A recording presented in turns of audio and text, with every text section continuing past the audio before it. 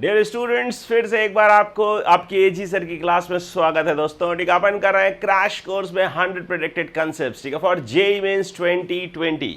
तो JEE mains and advanced 2020 के लिए दोस्तों, ठीक है, अपन एक कोर्स चला रहे हैं, ठीक है, बिल्कुल फ्री चला रहे हैं अपन यूट्यूब में। तो ज्यादा से ज्यादा लोगों से शेयर करिए दोस्तों, और ज्यादा से ज्यादा लोगों को बताइए एजी सर की क्लास में उनका स्वागत है। तो अगर आपने अभी तक माई गुरु का चैनल सब्सक्राइब नहीं किया है तो जल्द से जल्द सब्सक्राइब करिए, लाइक करिए और कमेंट बॉक्स पे लिख करके बताइए दोस्तों कि आपको ये लेक्चर्स कैसे लग रहे हैं। और ज्यादा से ज्यादा लोगों से शेयर करिए, क्योंकि जितने ज्यादा लोग क्लास में आएंगे, जितने ज्यादा लोगों के कमेंट्स आएंगे, उतने ही ज्यादा मैं मोटिवेटेड होऊंगा और उतना ही अच्छा काम करके आपको दूंगा। और ये यहां पर दोस्तों देखिए, ठीक है, 70% मार्क्स की गारंटी है, 70% मार्क्स की गारंटी है। और ये मेरी एक बुक है दोस्तों, 100 predicted concepts for IIT JEE main and advance, ठीक है, 2020। उस बुक से सारा का सारा जो टेक्स्ट है दोस्तों, ठीक है, वो myguru.com पे अवेलेबल है। तो वहां से जाकर के उसको चेक कर सकते हैं, पढ़ सकते हैं। वहां पर 650 से भी ज्यादा प्रॉब्लम्स हैं, 650 से ज्यादा सॉल्व प्रॉब्लम्स हैं दोस्तों उसमें। तो वहां पर डेली हर एक वीडियो के बाद एक 15 से 20 क्वेश्चंस का सॉल्व क्वेश्चंस का सेट आता है दोस्तों।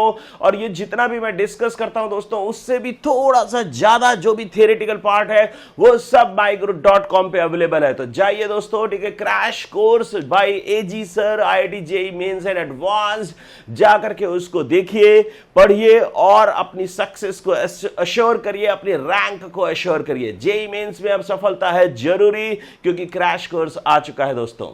तो आपने सर्किल्स में आज अपन जो बात करने जा रहे हैं दोस्तों, ठीक है, सिस्टम ऑफ टू सर्किल्स में, सिस्टम ऑफ टू सर्किल्स में जो अपन बात करेंगे नेक्स्ट भाई, ठीक है दोस्तों, ठीक है, वो अपन बहुत ही इंपॉर्टेंट कंसेप्ट है। उस कंसेप्ट का एक एनिमेटेड वीडियो का जो लिंक है दोस्तों, वो आपके डिस्क्रिप्शन बॉक्स पे रहेगा। इनफैक्ट मैं वो वीडियो जो है ना यहां पर चला ही देता हूं दोस्तों, ठीक है, आपको बहुत आसानी होगी समझने के लिए। ठीक है, वो वीडियो मैं यहां पर डिस्प्ले करता हूं, तो उसमें अपन ने सिस्टम ऑफ टू सर्किल्स की सारी की सारी थ्योरी डिस्कस कर रखी है। तो वो एनिमेटेड वीडियो है दोस्तों, ठीक है, आपको देखने में भी जबरदस्त मजा आएगा और आपको समझ में भी बहुत आएगा। फिर अपन उन्हीं कंसेप्ट्स को एक बार उसमें थोड़ा सा एडवांस लेवल जो कंसेप्ट होगा वो डिस्कस करूंगा और उससे रिलेटेड कुछ प्रॉब्लम्स डिस्कस करूंगा। तो ये जो लेक्चर है दोस्तों, ठीक है, ये काफी बड़ा और इंपॉर्टेंट लेक्चर होने वाला है। तो वो वीडियो आपके सामने रहा ये, और आप देखिएगा जरूर दोस्तों, ठीक है, अच्छे से देखिएगा, लास्ट तक देखिएगा। उसमें सारे 5 केसेस मैंने डिस्कस किए हैं, उसके इंपॉर्टेंट पॉइंट्स डिस्कस किए। Dear students, we are going to start today a very important part of coordinate geometry. Coordinate geometry की अगर मैं बात करूं तो ये वीकेस्ट डोर है। जेईई में अगर घुसना है, कहीं पर भी कहीं घुसना होता है तो अपन सबसे कमजोर दरवाजा ढूंढते हैं। और अगर जेईई मेंस या जेईई एडवांस की बात की जाए और अगर वहां पर घुसना है तो ये कोऑर्डिनेट ज्योमेट्री सबसे कमजोर दरवाजा है। तो इसको फोड़ना है और फिर घुसना है। कोऑर्डिनेट ज्योमेट्री का जो सबसे इंपॉर्टेंट टॉपिक है वो है सर्किल्स, और सर्किल्स में भी जो सबसे इंपॉर्टेंट पार्ट है वो सिस्टम ऑफ टू सर्किल्स। तो अपन आज बात करने जा रहे हैं सिस्टम ऑफ टू सर्किल्स की। तो अगर अपन बात करें सिस्टम ऑफ टू सर्किल्स में, तो सबसे पहले अपन एक सर्किल ले लेते हैं दोस्त, ठीक है, इसको बोलते हैं S1 इक्वल्स टू 0। एक दूसरा सर्किल लेते हैं S2 इक्वल्स टू 0। तो ये दो सर्किल्स हैं। अगर कोई भी सर्किल अपने को गिवन है दोस्त, तो उसका सेंटर गिवन होगा, रेडियस गिवन होगा। याद रखिए, अगर सर्किल अपने को गिवन है तो सेंटर एंड रेडियस गिवन होगा। और अगर सेंटर और रेडियस गिवन है तो you can define a unique circle, क्योंकि सेंटर और रेडियस दो इंपॉर्टेंट पैरामीटर हैं किसी भी सर्किल्स के। तो अगर ये सर्किल अपने पास S1 है और ये S2 सर्किल है, तो इसका सेंटर और रेडियस अपने को गिवन होगा। इसका सेंटर है C1, इसका रेडियस है R1, और इसका सेंटर है C2 और इसका रेडियस है R2। अब अपन circle system of two circles में बात करेंगे दोस्त 5 केसेस के। कितने केसेस बनाएंगे दोस्त? 5 केसेस। उसमें से पहला केस क्या होगा कि दोनों सर्किल्स एक दूसरे को एक्सटर्नली टच कर रहे हैं। So we can write here our case 1 if two circles touch to each other externally।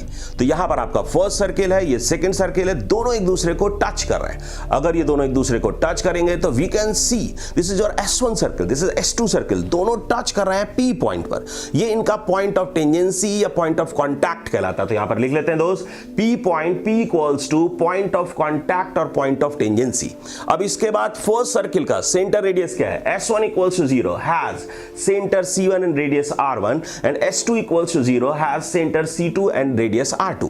अब अपने पास डेटा अपने को गिवन है, C1 गिवन है, C2 गिवन है, R1 गिवन है, R2 गिवन है, दो सर्किल्स कंप्लीटली अपने पास डिफाइंड है and touching to each other externally at this point P point. अभी अपन बात करें, ये इनके सेंटर्स हैं C1 एंड C2 और ये इनके रेडियस है दोस्त, ठीक है. ये रेडियस R1 है, ये रेडियस R2 है और इन दोनों रेडियस का जो सम है R1 प्लस R2 अपन देख सकते हैं वो C1 C2 दोनों सेंटर्स के बीच की डिस्टेंस के बराबर है. तो यहां पर कंडीशन अपने पास आ रही है to be fulfilled by the case 1 when circles touch to each other externally C1 C2 equals to R1 plus R2. इसका मतलब क्या है दोस्त कि सेंटर्स के बीच की डिस्टेंस उनके रेडियस के सम के बराबर होनी चाहिए. अगर केस 1 होल्ड करना है, सर्कल्स को एक्सटर्नली टच करना है, then both the centers must lie at the distance equals to sum of the radius. अब नेक्स्ट पे अपन आते हैं, ये दोनों सर्किल्स अपने को गिवन है, अगेन चेक करते हैं, इनके कॉमन टेंजेंट्स की बात करते हैं. ये आपका S1 सर्किल है, ये आपका S2 सर्किल है. अगर इनके कॉमन टेंजेंट्स की बात करें तो आपको दिख रहा है एक टेंजेंट अपन ये ड्रॉ कर सकते हैं ऊपर से, एक टेंजेंट नीचे से जाएगा जो दोनों सर्किल्स को टच कर रहा है और एक ये जो P पॉइंट था वहां पर एक टेंजेंट अपन ड्रॉ कर सकते हैं. तो कॉमन टेंजेंट्स 3 आ रहा है. तो next point number of common tangents equals to 3. तो नंबर ऑफ कॉमन टेंजेंट्स 3 आ रहा है, जिसमें से एक टाइप का टेंजेंट है direct common tangent. Direct common tangent आ रहा है. डायरेक्ट कॉमन टेंजेंट का मतलब क्या है दोस्त, ये जो ऊपर वाला टेंजेंट है और ये जो नीचे वाला टेंजेंट है, ये जो दो टेंजेंट्स अपन ने ड्रॉ किए हैं, आप चेक करें इन दोनों के सेंटर्स जो है वो सेम साइड है. सेंटर्स सेम साइड है. जब किसी टेंजेंट के सेंटर्स सेम साइड में लाई करते हैं तो उसको डायरेक्ट कॉमन टेंजेंट बोला जाता है. तो यहां पर डायरेक्ट कॉमन टेंजेंट आ रहा है T1 एंड T2. इसको T1 बोल देते हैं दोस्त, इसको T2 बोल देते हैं. और T1 T2 दो टेंजेंट्स है जिनको डायरेक्ट कॉमन टेंजेंट्स बोला जा रहा है because centres lie on the same side of the tangent. अब नेक्स्ट अपन बात करते हैं, ये जो P पॉइंट पर टेंजेंट अपन ने ड्रॉ किया है, जो कॉमन टेंजेंट है एट पॉइंट ऑफ टेंजेंसी, इसको टेक्निकली रेडिकल एक्सिस भी बोलते हैं. This is called common tangent at their point of tangency और रेडिकल एक्सिस. इसको रेडिकल एक्सिस बोलते हैं दोस्त. तो ये अपन के पास T3 टेंजेंट आ जाएगा, T3 रेडिकल एक्सिस. अब आगे अपन आने इसके 5 केसेस करने के बाद अपन बात करेंगे कि इन टेंजेंट्स को निकालते कैसे हैं, इनकी इक्वेशंस कैसे निकालते हैं, ये P पॉइंट के कोऑर्डिनेट्स कैसे निकालेंगे, इन सब पे भी अपन बात करेंगे. अभी अपन आ जाते हैं, इसको केस 1 को हटाते हैं दोस्त, केस 2 में आते हैं. तो case 2 when two circles touch to each other internally. तो ये अपना केस 2 आ गया दोस्त. फिर से क्या करते हैं, एक सर्किल अपन ले लेते हैं. ये सर्किल अपने पास है S1 इक्वल टू 0, इसके अंदर एक सर्किल अपन ने ड्रॉ किया है S2 इक्वल टू 0, जो कि इस बाहर वाले सर्किल को P पॉइंट पर इंटरनली टच कर रहा है, अंदर से टच कर रहा है. अब अगर मैं P पॉइंट से, इस P पॉइंट से बड़े वाले सर्किल के सेंटर को ज्वाइन कर दूं जिसको C1 में बोल रहा हूं, और ये C2 पॉइंट है छोटे वाले सर्किल का सेंटर, और ये P पॉइंट, तो C1 P C2 तीनों पॉइंट्स एक लाइन पर होंगे. और यहां से जो रिक्वायर्ड कंडीशन अपने पास आ रहा है, C1 P के बीच का डिस्टेंस होगा R1 और C2 P के बीच का डिस्टेंस होगा R2. तो यहां पर रिक्वायर्ड कंडीशन और condition to be fulfilled by second case must be equals to C1 C2 equals to mod of R1 minus R2. आप देख सकते हैं ये P पॉइंट था, ये C1 है, ये C2 है. तो C1 C2 के बीच का जो डिस्टेंस है वो R1 माइनस R2 के बराबर है, क्योंकि ये टोटल डिस्टेंस आपका R1 आ रहा है, ये छोटा वाला रेडियस R2 आ रहा है. इन दोनों के बीच का जो डिस्टेंस है वो R1 माइनस R2 है. अगर R1 बड़ा है, अगर यहीं R2 बड़ा होता तो R2 माइनस R1 होता, इसलिए यहां पर अपन ने मॉड लगाया है. तो C1 C2 distance between the centres equals to, check करिए, C1 C2 distance between the centres equals to difference of the radius. अपन बात कर सकते हैं. नेक्स्ट पे अगर इसके कॉमन टेंजेंट की बात करूं तो ये जो P पॉइंट है दोस्त, यहां पर जहां पर ये दोनों इंटरनली टच कर रहे हैं, इस पर सिर्फ और सिर्फ एक टेंजेंट ड्रॉ की जा सकती है. तो number of common tangents equals to 1. एक ही सिर्फ टेंजेंट यहां पर पॉसिबल होगी. नेक्स्ट अपन थर्ड केस स्टार्ट करते हैं इसके बाद.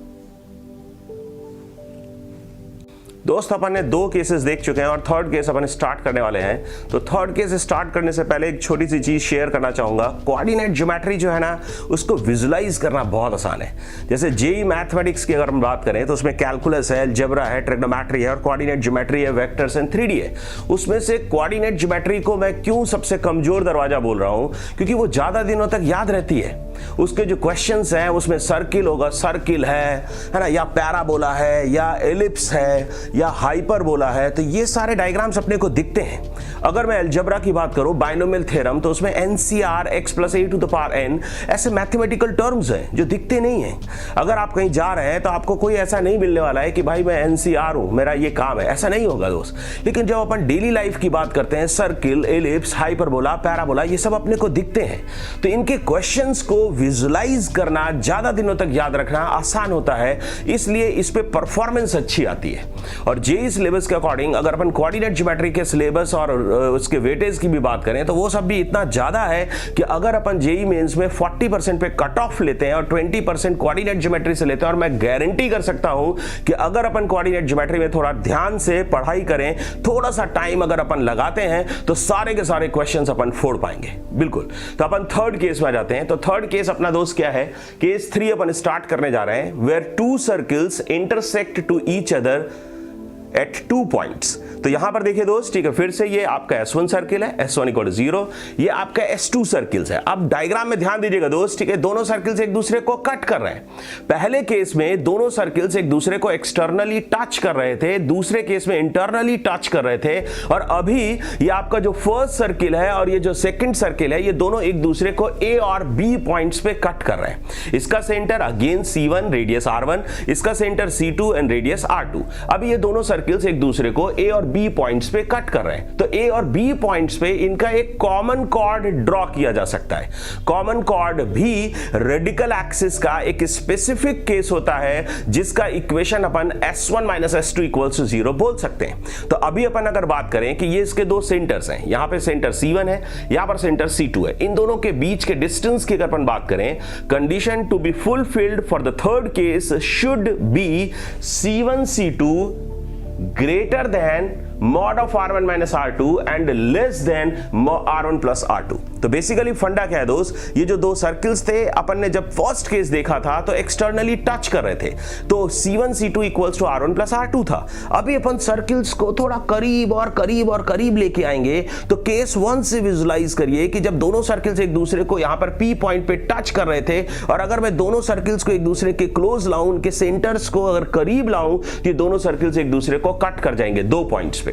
तो इसका मतलब जो C1 C2 फर्स्ट केस में R1 + R2 था, तो अभी R1 + R2 से छोटा होगा। तो यहां पर सेकंड का अपन ने देख रखा है कि जो C1 C2 का अपर लिमिट है वो R1 + R2 है। R1 + R2 अगर अपन यहां पे इक्वालिटी होल्ड करा देंगे तो केस 1 अपीयर करेगा, और अगर C1 C2 R1 + R2 से छोटा होगा तो केस 3 अपीयर करेगा, केस 3 अकर करेगा। और वही अगर अपन केस 2 की बात करें, केस 2 अपन इधर देखते हैं, जो इंटरनल टचिंग वाला केस था, जिसमें एक सर्किल दूसरे सर्किल को इंटरनली टच कर रहा था, तो C1 C2 distance between the centres mod of R1 - R2 के इक्वल था। सेंटर्स के बीच का जो डिस्टेंस था वो mod of R1 - R2 के बराबर था। लेकिन अगर मैं अंदर वाले सर्किल को बाहर लेके जाऊं तो ये दोनों सर्किल्स एक दूसरे को A और B पॉइंट्स पे कट कर जाएंगे। अगर ये दोनों सर्किल्स एक दूसरे को A और B पॉइंट्स पे कट करते हैं, लाइक अवर थर्ड केस, तो A और B इसका कॉमन कॉर्ड होगा, और कॉमन कॉर्ड होगा, और C1 C2 का जो डिस्टेंस है, सेंटर्स के जो बीच का डिस्टेंस है,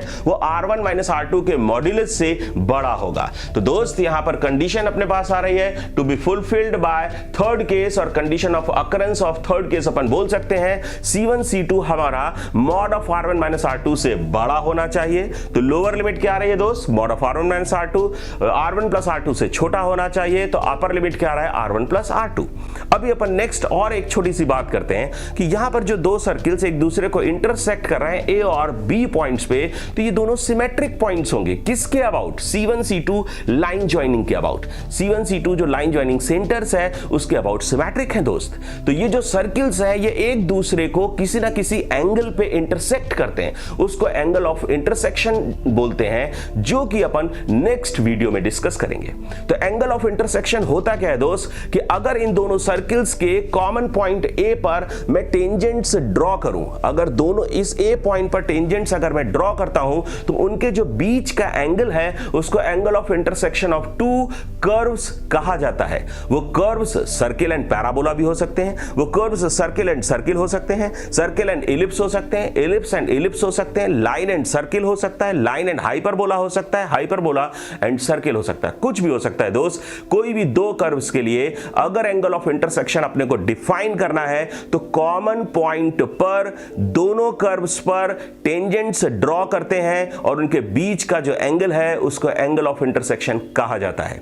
अभी नेक्स्ट अपन आते हैं, अपन नंबर ऑफ कॉमन टेंजेंट्स की बात करते हैं। तो ये जो थर्ड केस अपने को गिवन है, इसमें अगर कॉमन टेंजेंट्स की बात की जाए तो फिर एक ऊपर से अपन डायरेक्ट कॉमन टेंजेंट प्लॉट कर सकते हैं, एक नीचे से डायरेक्ट कॉमन टेंजेंट प्लॉट कर सकते हैं। बिल्कुल केस 1 आपको याद आ रहा होगा, केस 1 में दोनों सर्किल्स एक दूसरे को एक्सटर्नली टच कर रहे थे, वहां पर भी अपन ने T1 और T2 दो डायरेक्ट कॉमन टेंजेंट्स डिफाइन किए थे। दोस्त याद रखना, डायरेक्ट कॉमन टेंजेंट्स वो टेंजेंट्स होते हैं जिनमें सेंटर्स उनके सेम साइड लाई करते हैं। तो इस टेंजेंट के सेंटर्स दोनों नीचे हैं और ये जो नीचे वाला लाइन है उसके सेंटर्स दोनों ऊपर हैं, इसलिए इन दोनों टेंजेंट्स को डायरेक्ट कॉमन टेंजेंट्स कहा जाता है। क्लियर? अभी अपन नेक्स्ट मूव करते हैं दोस्त केस 4 में। केस 4 अपन यहां पर चेक करते हैं, if two circles are neither intersecting not touching to each other. यहां पर केस 4 अपन ले रहे हैं, neither intersecting not touching, but उसमें से जो केस 4 है उसमें अपन बोल रहे हैं one circle completely lies outside of another circle, means both the circles are completely outside of each other. दोनों सर्किल्स कंप्लीटली एक दूसरे के बाहर है। तो अगेन ये आपका S1 सर्किल आ गया दोस्त, ये S1 इक्वल्स टू 0 सर्किल ये अपने पास है, S2 इक्वल्स टू 0 ये सर्किल अपने पास है। अगेन इन दोनों के सेंटर्स हैं, सेंटर्स को ज्वाइन करने वाला जो लाइन है C1 C2 उसका डिस्टेंस अगर अपन चेक करें, C1 C2 दोनों सेंटर्स को ज्वाइन करने वाले लाइन का अगर अपन डिस्टेंस चेक करें तो वो R1 प्लस R2 से बड़ा होगा। तो condition to be fulfilled for fourth case should be C1 C2 greater than R1 plus R2। तो ये आपका केस 4 है दोस्त। अब इसमें अगर नंबर ऑफ कॉमन टेंजेंट्स की बात करें तो फिर से खटाक ये एक T1 आ रहा है, दूसरा दोस्त ये T2 जा रहा है, यहां पर इनका इंटरसेक्शन पॉइंट अपन Q बना सकते हैं। तो Q C2 C1 तीनों पॉइंट्स कोलिनियर होंगे, एक ही लाइन पर होंगे, तो Q से C1 C2 को ज्वाइन कर सकते हैं और ये जो एंगल्स होंगे दोस्त ये आपस में बराबर होते हैं, ये एंगल बाइसेक्टर होता है। तो C1 C2 Q जो लाइन है वो एंगल अपन बोल सकते हैं यहां पर जो Q पॉइंट पर बन रहा है उसका बाइसेक्टर होता है। ये दो टेंजेंट्स है, एक T1 है दूसरा T2 है। अब नेक्स्ट दो और टेंजेंट्स आते हैं दोस्त, इनको तो डायरेक्ट कॉमन टेंजेंट्स बोलते हैं जो कि आपने केस 1 और केस 3 में देख रखा है। केस 4 में दो और नए टेंजेंट्स आ रहे हैं दोस्त, ये आपका S1 इक्वल टू 0 सर्किल है और ये S2 इक्वल टू 0 सर्किल है। इन दोनों सर्किल्स को कंप्लीटली आउटसाइड ले रखा है। इसका यहां पर बीच में जो स्पेस है यहां पर दो टेंजेंट से ड्रॉ कर सकते हैं। एक टेंजेंट ऐसे आ रहा होगा जो इन दोनों सर्किल्स को टच कर रहा होगा बाहर से, एक दूसरा सर्किल ऐसे दूसरा टेंजेंट ऐसे जा रहा होगा जो इन दोनों सर्किल्स को बाहर से टच कर रहा होगा। और इसमें आप चेक कर सकते हो कि इन दोनों का इंटरसेक्शन पॉइंट ये P है, ये भी C1 C2 लाइन पर लाया करेगा। क्लियर? अब इसके बाद एक और बड़ा इंटरेस्टिंग पॉइंट आ रहा है, ध्यान दीजिएगा दोस्त कि यहां पर ये जो टेंजेंट आपने लिया है इसको ट्रांसवर्स टेंजेंट बोलते हैं या इनडायरेक्ट टेंजेंट बोलते हैं। और ये जो टेंजेंट आपने प्लॉट किए हैं दोनों, इसमें सेंटर C1 है और C2 सेंटर है, दोनों अपोजिट साइड लाए करते हैं। तो ट्रांसवर्स कॉमन टेंजेंट्स के केस में centres lie opposite side of the tangent. याद रखिएगा कि जो सेंटर्स हैं those lie on the opposite side of the tangent, then tangent is called transverse common tangent. Short में अपन इसको बोलेंगे दोस्त TCT और डायरेक्ट कॉमन टेंजेंट को बोलेंगे DCT। और नेक्स्ट अपन आगे बात करेंगे, इन दोनों टेंजेंट्स की लेंथ अपन निकालेंगे, इन दोनों टेंजेंट्स की ज्योमेट्री अंडरस्टैंड करेंगे, इन दोनों टेंजेंट्स के पॉइंट ऑफ इंटरसेक्शंस की बात करेंगे, सिमिलर ट्रायंगल से ये प्रूव करेंगे कि जो सेंटर्स से इनके बीच की जो पॉइंट ऑफ इंटरसेक्शंस के बीच की डिस्टेंस है वो रेडियस के रेशियो के प्रोपोर्शन होती है। तो इसका C1P is to C2P equals to R1 is to R2, जहां पर जो P पॉइंट है वो R1:R2 के रेशियो में इंटरनली डिवाइड करता है और जो Q है वो C1 C2 लाइन सेगमेंट को R1:R2 के रेशियो में एक्सटर्नली डिवाइड करता है। यहां पर चेक कर सकते हैं इंपॉर्टेंट पॉइंट में C1P:C2P = R1:R2. This division is internal because P point lies inside C1 C2 और यहां पर चेक कर सकते हैं दोस्त C1Q:C2Q = R1:R2 and this division is external because Q point lies outside C1 C2. अभी अपन जाते हैं फिफ्थ केस में। तो फिफ्थ केस स्टार्ट करने से पहले दोस्त अगर अपन केस 1 टू केस 4 की बात करें तो इसमें जो केस 4 है आपने देखा होगा इसमें मैक्सिमम नंबर ऑफ टेंजेंट्स आ रहे हैं। केस 3 में कॉमन कॉर्ड का केस आ रहा है। केस 1 में common tangent at point of tangency का केस था। इंटरनल एक पॉइंट आ रहा है जिसको अपन ने हर बार P बोला है, एक एक्सटर्नल पॉइंट आ रहा है जो डायरेक्ट कॉमन टेंजेंट्स का इंटरसेक्शन पॉइंट है जिसको अपन ने Q बोला है।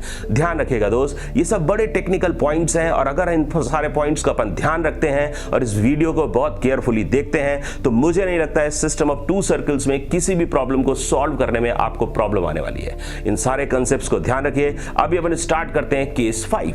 तो केस 5 अगेन केस 5 में both the circles are neither touching nor intersecting but in this case fourth case से डिफरेंस क्या, what is the difference between case 4 and case 5? अपन बात करने जा रहे हैं केस 5 की। तो in case 5 one circle is completely inside to the other.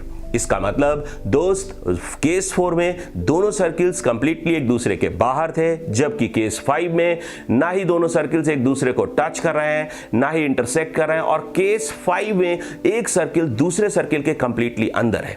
तो यहां पर दोस्त ठीक है ये एक सर्किल अपने पास आ रहा है, से ठीक है दिस इज S1 = 0 और एक दूसरा सर्किल है S2 = 0 जो इसके कंप्लीटली अंदर है। ध्यान रखोगे दोस्त यहां पर ना ये किसी केस में टच कर रहा है ना ही किसी पॉइंट पर इसको इंटरसेक्ट कर रहा है।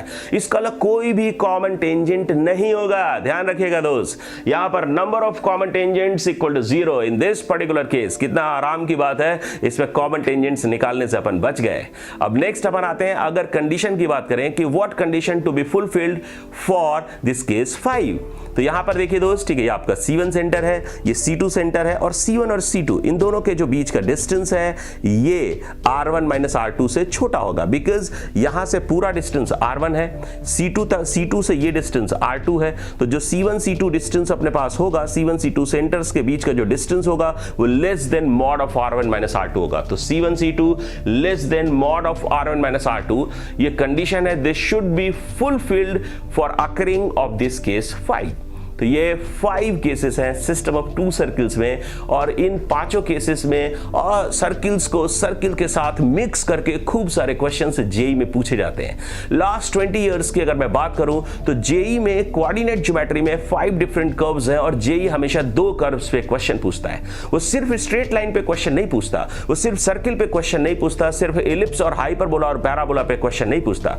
जेई पूछता है सर्किल एंड लाइन पर, सर्किल एंड सर्किल पर, circle and parabola, circle and ellipse, ellipse and hyperbola, circle and hyperbola, ellipse and parabola, hyperbola and parabola. इन सारे केसेस में क्वेश्चंस पूछे जाते हैं। सर्किल इतना ब्यूटीफुल कर्व है, इतना कंसेप्चुअली स्ट्रांग है और 8th से आप लोग सर्किल की ज्योमेट्री पढ़ने लगते हैं तो सर्किल में ज्योमेट्रिकल इतने बेहतरीन अप्रोचेस आते हैं, इतने ब्यूटीफुल अप्रोचेस होते हैं कि सर्किल के केस में क्वेश्चन बहुत आसानी से ज्योमेट्रिकली 1 से 2 लाइन में अपन सॉल्व कर लेते हैं और सर्किल को किसी भी कर्व के साथ मिक्स करना आसान होता है।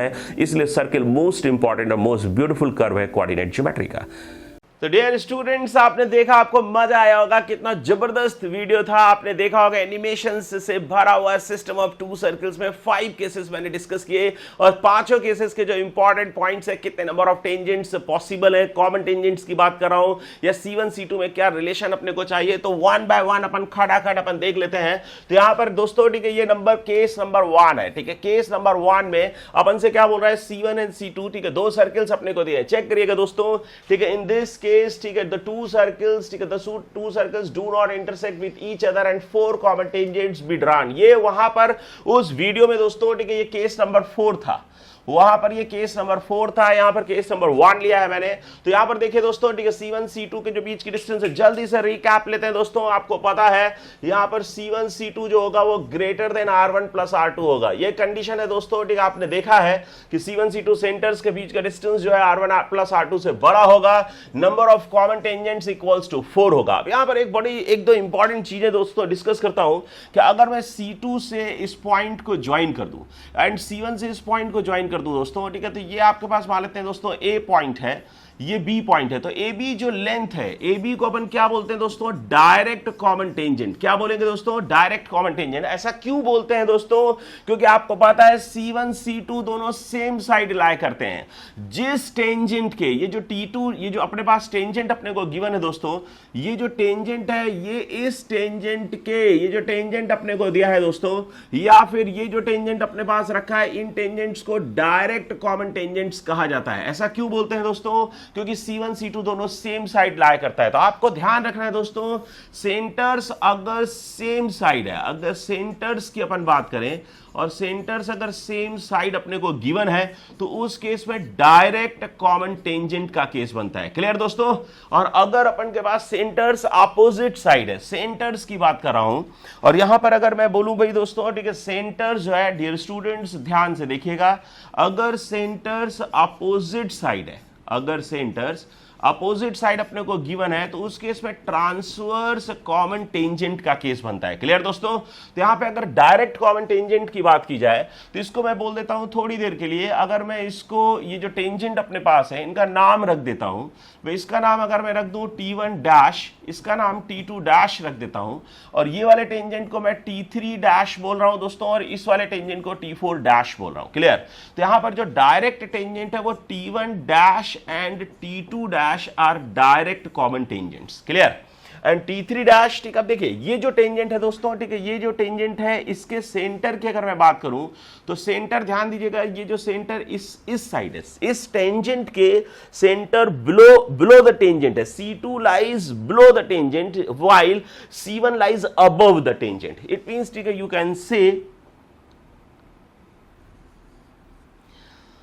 Can say my dear friends, C1 जो है, C1 इस तरफ लाई करता है, जिसको आप ऊपर बोल सकते हो, टेंजेंट के ऊपर, एंड C2 लाई करता है टेंजेंट के नीचे। और इसलिए अगर ये अपोजिट साइड है, if centres lie opposite side, then tangents are called transverse common tangents. तो यहां पर ये ट्रांसवर्स कॉमन टेंजेंट्स का फंडा होगा दोस्तों।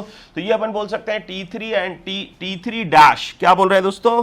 T3 डैश, यहां पर लिख देता हूं, तो T3 dash and T4 dash, ये दोनों टेंजेंट्स जो होंगे दोस्तों, ठीक है, ये ट्रांसवर्स कॉमन टेंजेंट होंगे, ट्रांसवर्स कॉमन टेंजेंट्स, ये अपने पास आ रहा होगा। अब नेक्स्ट बेटे का अपन बढ़ते हैं दोस्तों, ठीक है, इसमें length of the direct common tangent की अगर बात की जाए, तो अगर अपने को AB टेंजेंट की लेंथ चाहिए, AB टेंजेंट की लेंथ अगर अपने को निकालना है, तो आपको पता है पाइथागोरस थ्योरम लगता है, root under C1 C2 whole square minus R1 minus R2 whole square आएगा। This is length of the direct common tangent and length of the transverse common tangent. अगर मैं ट्रांसवर्स कॉमन टेंजेंट की बात करूं, ध्यान दीजिएगा दोस्तों, ट्रांसवर्स कॉमन टेंजेंट के केस में कौन सा टेंजेंट होगा? बोलो जी।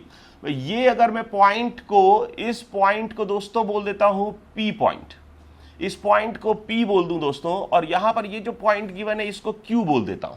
तो यहां पे ये PQ है ना दोस्तों, ये ट्रांसवर्स कॉमन टेंजेंट है।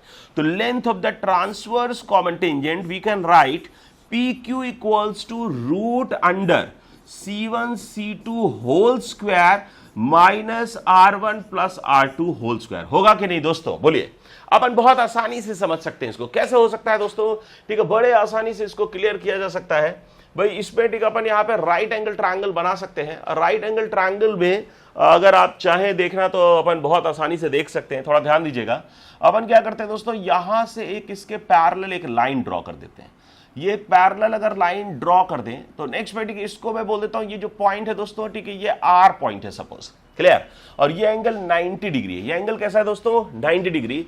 तो in right angle triangle, in right angle triangle ABR, इस राइट एंगल ट्रायंगल में we can write AB this distance, AB is what? Length of the direct common tangent. AB क्या होगा दोस्तों? Length of the direct common tangent. तो अगर ये length अपने को निकालना है दोस्तों तो बड़े आसानी से ठीक अपन निकाल सकते हैं। तो AB जो डिस्टेंस है वो अपने पास आ जाएगा।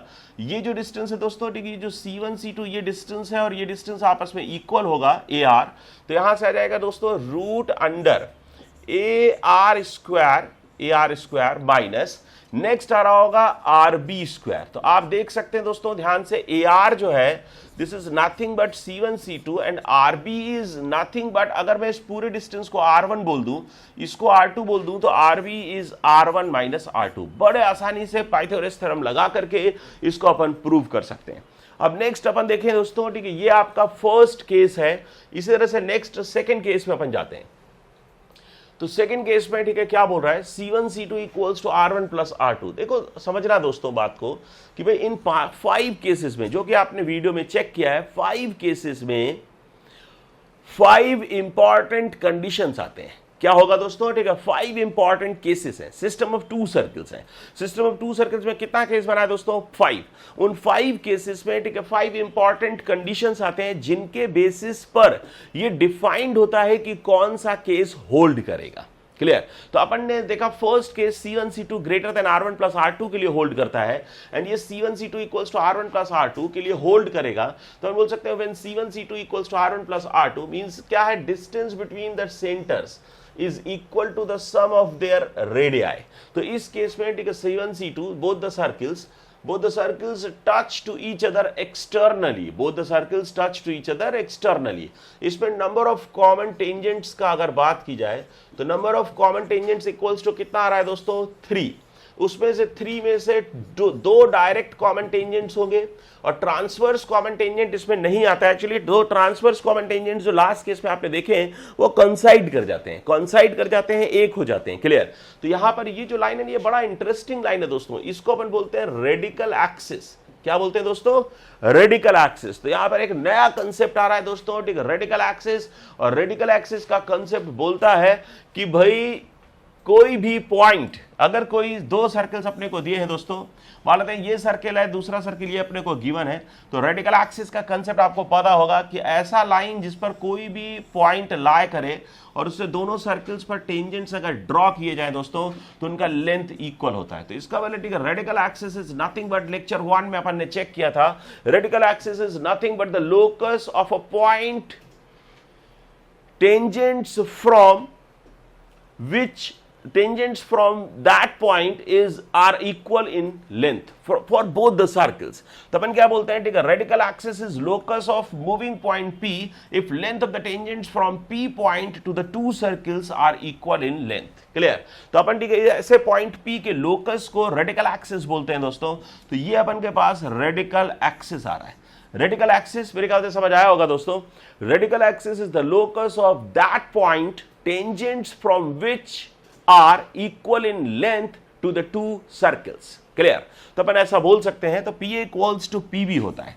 और यहां से रेडिकल एक्सिस की बड़े इंपॉर्टेंट प्रॉपर्टीज होते हैं दोस्तों कि अगर यहां पर ये C1 और C2 सेंटर्स अगर अपन ज्वाइन कर दें तो रेडिकल एक्सिस जो होता है वो इसके परपेंडिकुलर होता है। नंबर 1।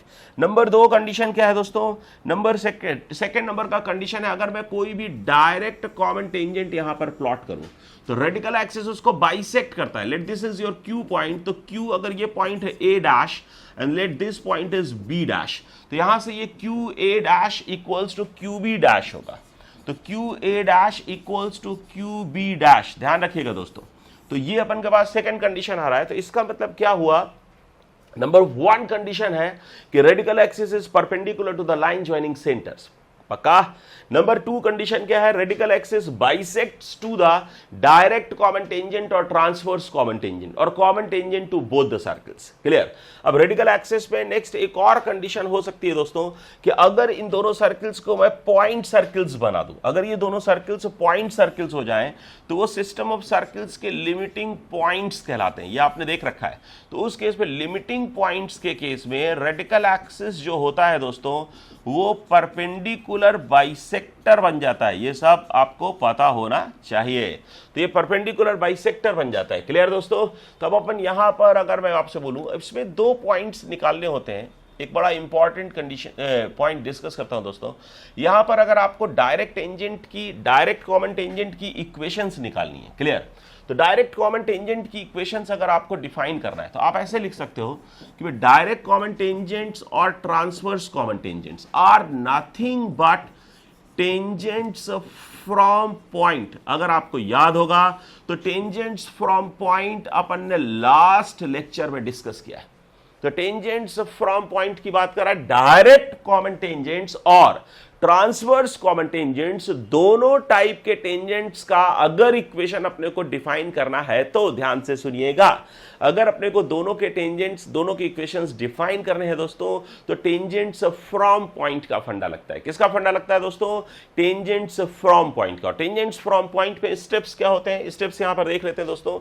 स्टेप नंबर 1, ये आपके पास, ठीक है, मान लीजिए दोस्तों थोड़ी देर के लिए P पॉइंट है, let this is your Q point. तो फाइंड P और Q पॉइंट। तो अपन को P और Q पॉइंट निकालना है। तो P और Q पॉइंट निकालने के लिए क्या करेंगे दोस्तों? ठीक है, आपको पता है कि ये जो पॉइंट है दोस्तों, ठीक है, ये द पॉइंट T1 है ना, इसको T1 पॉइंट बोल रहा है। लेट दिस, ठीक है, point is taken T1 T2 ले लेते हैं, कोई बात नहीं, अपन PQ ले लें या T1 T2 ले लें तो एक ही बात है दोस्तों। T1 और T2 एक ही बात है। तो T1 T2 बोलिए या PQ बोलिए, है ना, कोई भी एक पॉइंट। तो अपन ये कह सकते हैं point T1 divides C1 and C2 in the ratio R1:R2। और यहाँ पर डिवीजन कैसा होगा दोस्तों? इंटरनल डिवीजन होगा, ध्यान रखिए। और ये जो T2 पॉइंट है ना दोस्तों, ये भी सेम रेशियो में डिवाइड करता है, R1:R2 के सेम रेशियो में डिवाइड करता है, बट एक्सटर्नली डिवाइड करता है।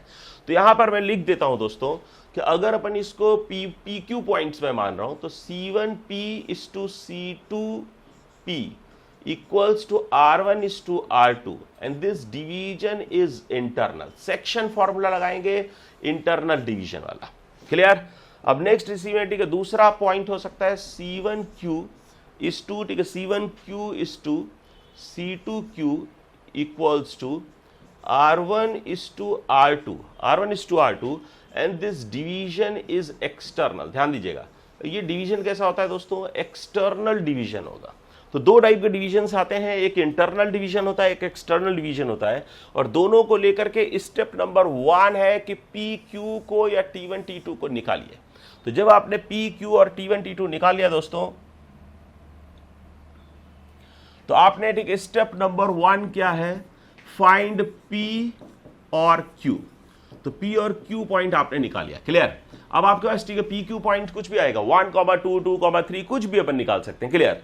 स्टेप नंबर 2 क्या है? लेट P पॉइंट इज, थोड़ी देर के लिए मान लेते हैं भाई ये x1, y1 है। क्लियर? ये आपने निकाल लिया, इसके कोऑर्डिनेट्स अपने पास आ गए। अब नेक्स्ट बेटी के S2 क्या है दोस्तों? ठीक है, इस पॉइंट से पास होने वाला लाइन लिख लीजिए, y-y1 equals to m into x minus x1। तो अब अपने को क्या चाहिए? m चाहिए। क्या चाहिए दोस्तों?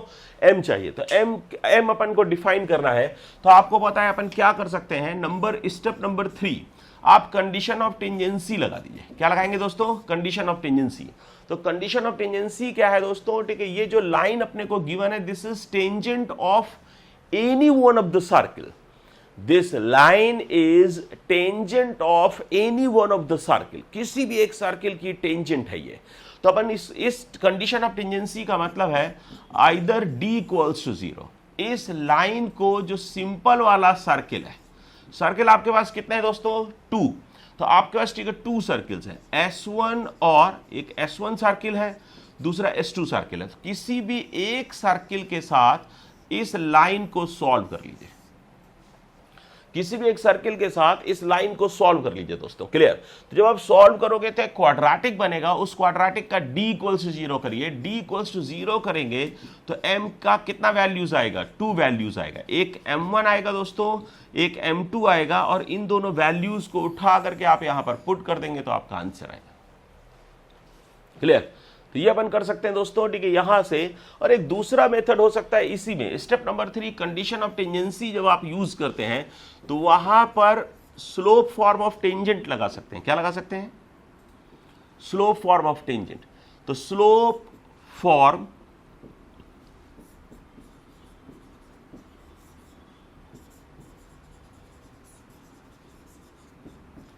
स्लोप फॉर्म ऑफ टेंजेंट से जो कंडीशन ऑफ टेंजेंसी आता है c square equals to a square into 1 plus M square, ये आप यूज कर सकते हो उसका स्टैंडर्ड फॉर्म बना के, उसका स्टैंडर्ड फॉर्म बना करके इसको यूज कर सकते हैं। मतलब क्या हुआ दोस्तों कि भाई x minus H whole square plus Y minus के whole square equals to a square को आप capital X square plus capital Y square equals to capital A square लिख दीजिए। क्लियर?